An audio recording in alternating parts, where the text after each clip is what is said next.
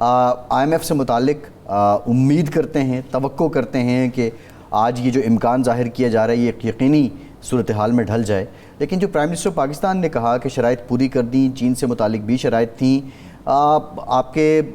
کی نظر میں وہ کون سی شرائط ہوں گی جن سے متعلق بڑا کھل کے بات کی ہے پرائم منسٹر نے؟ یہ فرسٹ ٹائم ہوا ہے کہ جو شرائط آتی رہیں، میڈیا پہ رپورٹس ہوتا تھا لیکن آفیشلز اس پہ بات نہیں کرتے تھے، آج پرائم منسٹر نے خود کہا کہ چین سے متعلق بھی شرائط تھیں۔ دیکھیے یہ بڑی دلچسپ صورتحال ہے۔ جب ہم حکومت سے یہ پوچھتے تھے یا حکمرانوں سے پوچھتے تھے کہ جی IMF جو شرائط سامنے ہیں اس کے علاوہ کون سی شرائط ہیں جس کی وجہ سے ہمیشہ معاہدہ ڈیلے ہوتا ہے، معاملات جو ہیں، مذاکرات جو ہیں وہ طوالت اختیار کرتے ہیں، تو وہ کوئی کھل کر جواب نہیں دیتے تھے۔ بلکہ مجھے یاد ہے کہ پچھلے سال پرائم منسٹر سے ہماری CPNE کی ایک میٹنگ تھی، تو اس میں نے یہ سوال کیا، یہ 22 کی بات ہے یا 23 کی بات ہے میرے خیال ہے، اوائل کی، تو انہوں نے کہا کہ جی بہرحال آپ یہ دیکھ لیں، مجھے نام لے کے کہا کہ آپ دیکھ لیں کہ ہم کوئی ایسی شرط IMF کی نہیں مانیں گے جو ہماری قومی سلامتی اور وقار کے منافی ہو، اور آپ اس کے علاوہ جو سوال نہ کریں۔ یہ بھی ساتھ انہوں نے کہا کہ بس اسی کو کافی سمجھیں۔ لیکن اب وزیر اعظم یہ مان رہے ہیں کہ کچھ شرائط جو تھیں وہ چین کے حوالے سے تھے۔ جو عام طور پر ڈسکس ہوتا رہا ہے وہ تو یہ ہے کہ جی CPEC کے حوالے سے IMF کو ریزرویشنز ہیں، نئے اکنامک زون جو بنانے ہیں اس کے حوالے سے ریزرویشنز ہیں، اور جو قرضے ہم نے لیے ہیں بلند شرح سود پہ، ان کے بقول بلند شرح سود پر، اور وہ ایک جو قرضوں کا ایک جال میں ہم پھنس چکے ہیں، ڈیٹ ٹریپ میں ہم پھنسے ہوئے ہیں، اس کے بارے میں وہ ہمیں کچھ مشورے دے رہے ہیں۔ اب وزیر اعظم صاحب نے جو کچھ فرمایا، کیا اس کا یہی مطلب ہے کہ ان میں سے کچھ چیزیں تھیں اور ہم نے پھر کیا کیا، اس کا کیا جواب دیا، کون سی شرط مانی کون سی نہیں مانی، یا اس کا تعلق اس بات سے ہے کہ جو رول اوور کرانا تھا اس میں کوئی تاخیر ہو رہی تھی اور ان کی شرط تھی کہ جی پہلے یہ رول اوور کرا کے آئیں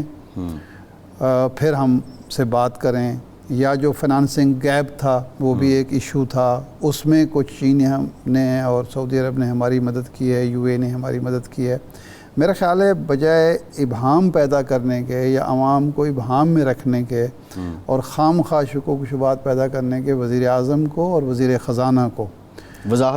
وضاحت کر دینی چاہیے تاکہ کسی قسم کا اپوزیشن کو یا کسی اور کو پروپیگنڈا کرنے کا موقع نہ ملے۔ وضاحت آ جانی چاہیے کہ جی یہ چیز انہوں نے کہی تھی، جتنی یہ مانی ہے یہ ہم نے نہیں مانی، تاکہ آئندہ کے لیے دروازہ بالکل بند ہو جائے۔ بالکل ٹھیک ہے۔ اور چین کے ساتھ جو تعلقات ہیں کی نوعیت بھی ہماری ایسی ہے، کیونکہ شکوک و شبہات اس لیے پیدا ہوتے ہیں کہ امریکہ کا ہم پر مسلسل CPEC کے حوالے سے دباؤ رہا ہے، اور یہ کوئی ڈھکی چھپی بات نہیں ہے۔ بالکل ٹھیک ہے۔ سابقہ خان صاحب کی حکومت کے دور میں تو ان کے جو رزاق داؤد صاحب تھے انہوں نے کہہ ہی دیا تھا کہ کچھ عرصے کے لیے ہمیں اس کو بیک برنر پہ رکھ دینا چاہیے یا اس کو روک لینا چاہیے۔ تو اس کا مطلب یہ ہے کہ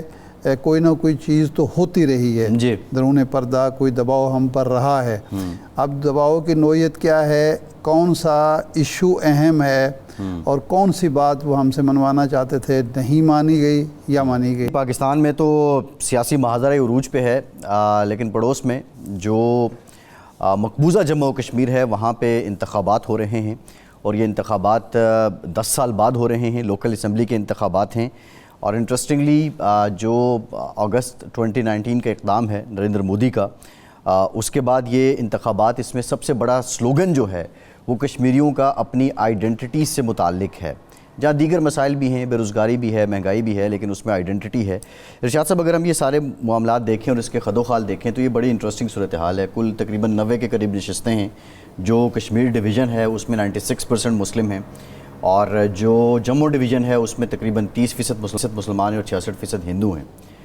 دلچسپ بات یہ ہے کہ 40% کے قریب، تقریباً 306 کے قریب جو امیدوار ہیں وہ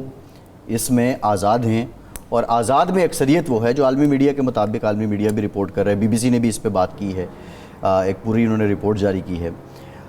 اس میں BJP کی سپورٹ مالی لحاظ سے باقی لحاظ سے انہیں موجود، اور مقصد یہ ہے کہ یہ دیگر جو اسٹرانگ کینڈیڈیٹس ہیں آل پارٹیز حریت کانفرنس کے، یا دیگر جو کشمیری جماعتیں ان کو توڑا جائے۔ اگست 2019 کے بعد ارشاد صاحب اس کا پرپس سب کو پتہ ہے، بھارت وہاں پہ ڈیموگرافک چینجز لانا چاہ رہا ہے اور ایک راہ ہموار کر رہا ہے کہ کل کو اگر ریفرینڈم ہوتا ہے تو اس میں ہمیں سپورٹ ملے۔ اس سب کے باوجود آپ کیا سمجھتے ہیں کہ جو پہلا مرحلہ ہوا 18 ستمبر کو 61% ٹرن آؤٹ اس میں رہا ہے،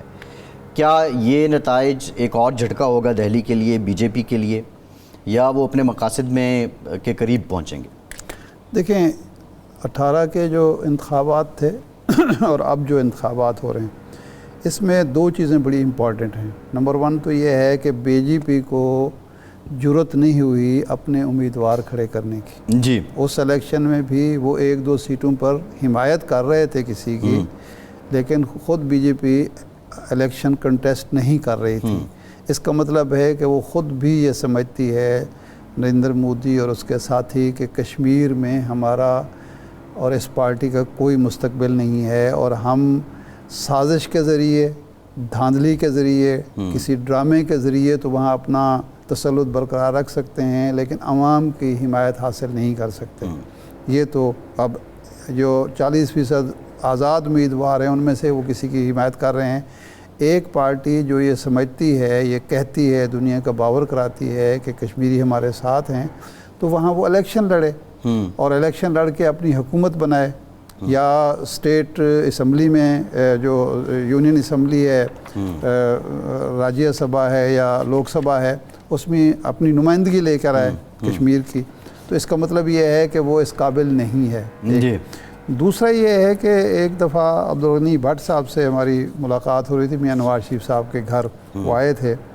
تو ان سے ہم نے یہ سوال پوچھا کہ یہ بتائیں کہ لوگ انتخابات میں حصہ لیتے ہیں یا نہیں لیتے، یہ جو ڈرامے ہوتے ہیں۔